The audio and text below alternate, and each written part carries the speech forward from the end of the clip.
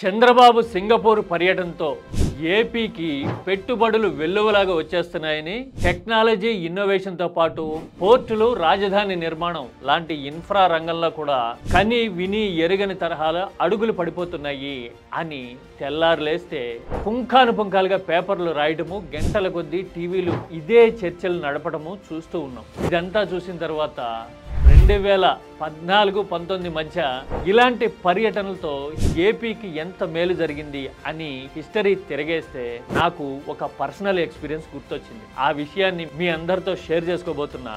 ఈ video already చేసున్నా, కానీ అమెరికాలో ఒక రాష్ట్రం పేరు మీరు తప్పుగా ఉచ్చరించారు అని కొందరు మిత్రులు సూచన చేసిన తర్వాత ఈ వీడియో నేను మళ్ళీ చేస్తున్నా. ఆ మిత్రులందరికీ ప్రత్యేకంగా ధన్యవాదాలు. Thanks for your support. This is key talks.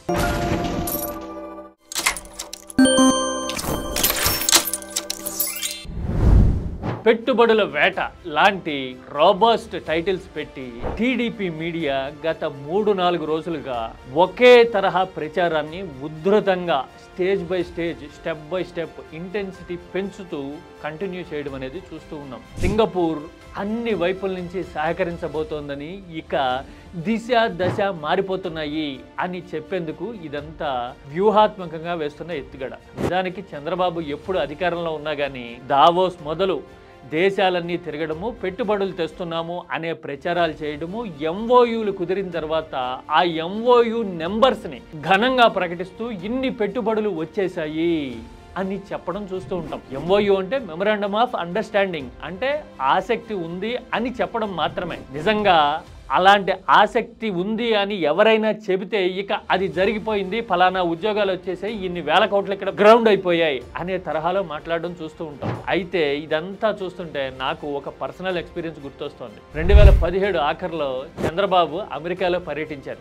Oh TDP ఛానల్లో న్యూస్ హెడ్గా ఉన్న నేను కూడా చంద్రబాబు అయోవా రాష్ట్రంలో పర్యటిస్తుండగా వ్యవసాయ రంగంలో అమెరికా సంస్థలు భారీగా పెట్టుబడులు పెడుతున్నాయి అని స్పెషల్ ఫోకస్లు చేయడమే కాదు, అదే టైంలో దీపావళి కూడా వచ్చేసరికి పండగ లేదు, పబ్బం లేదు, ముఖ్యమంత్రి రాష్ట్రం కోసం, అభివృద్ధి కోసం కాలికి బలపం కట్టి తిరుగుతున్నారు అని స్పెషల్ ఫోకస్లు కూడా నడిపిన జ్ఞాపకం. ఇదంతా అప్పట్లో వృత్తి ధర్మం. కానీ ఒక్కసారి వాస్తవాలు తెలిసిన తర్వాత, రియాలిటీ ఎలా ఉంటుంది అని కళ్ళతో చూసిన తర్వాత కలిగే కనువిప్పు అనేది నెక్స్ట్ లెవెల్. ఇది జరిగిన ఒక 2-3 వారాలకి ఆయన్ని కలిసినప్పుడు అన్ని విషయాలు మాట్లాడుతూ ఉండగా, సార్ నాకు డౌట్ ఉంది, అమెరికాలో అయోవా రాష్ట్రంలో అగ్రికల్చర్ యూనివర్సిటీతో ఒప్పందాలు చేసుకున్నారు కదా అంటే, అవునమ్మా చెప్పండి అన్నారు. సార్, అమెరికా టెక్నాలజీ మన అగ్రికల్చర్కి ఎంతవరకు ఉపయోగపడచ్చు సార్? ఎందుకంటే మన కమతాల సైజు చాలా తక్కువ, 2.3 2.4 హెక్టార్స్ మాత్రమే ఉంటుంది మన దగ్గర సగటు. కానీ అక్కడ మాత్రం 100,000 ఎకరాలు ఉంటాయి. పైగా వాళ్ళు పండించే పంటలకు కూడా ఆ క్యాప్సికమో, క్యాబేజీనో, ఇంకొకటో ఇలాంటివి ఎక్కువ ఉంటాయి. ఎక్స్పోర్ట్ బేస్డ్ కదా, మనదంతానేమో సర్వైవల్ బేస్డ్.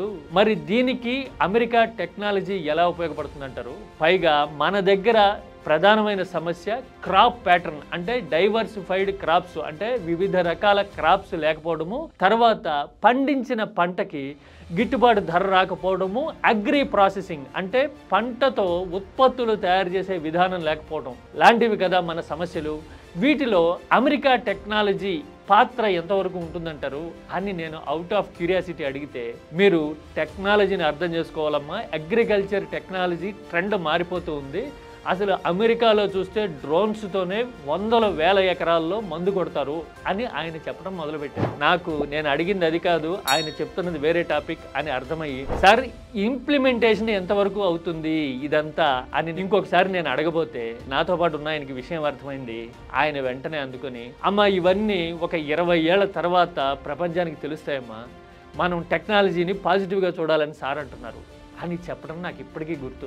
ఇది జరిగి ఒక 8 ఏళ్ళు అయిందనుకుందామా, బహుశా ఇంకో 12 ఏళ్ళు ఆగిన తర్వాత ఆ అయోవా యూనివర్సిటీతో కుదిరిన ఒప్పందాలు ఏపీలో ఎలాంటి మార్పులు తెస్తాయో చూడాలేమో. అర్థమైంది కదా పాయింట్? అంటే ప్రచారం చేసుకోవడానికి ఏదో మార్పులు వచ్చేస్తున్నాయి అనే ఊహాగానాలకు ఊతం ఇవ్వడానికి ఇలాంటి పర్యటనలు బేసిక్గా ఉపయోగపడతాయేమో. అలా కాదు, గ్రౌండింగ్ అయ్యాయి, ఇదిగో ఇంత ప్రయోజనం జరిగింది 2014-19 మధ్య అని లెక్క ఏదైనా చూపిస్తే గనక అవును నిజంగానే లాభం ఉండొచ్చు అని అనుకుందాం. ఏమంటారు? This is key talks.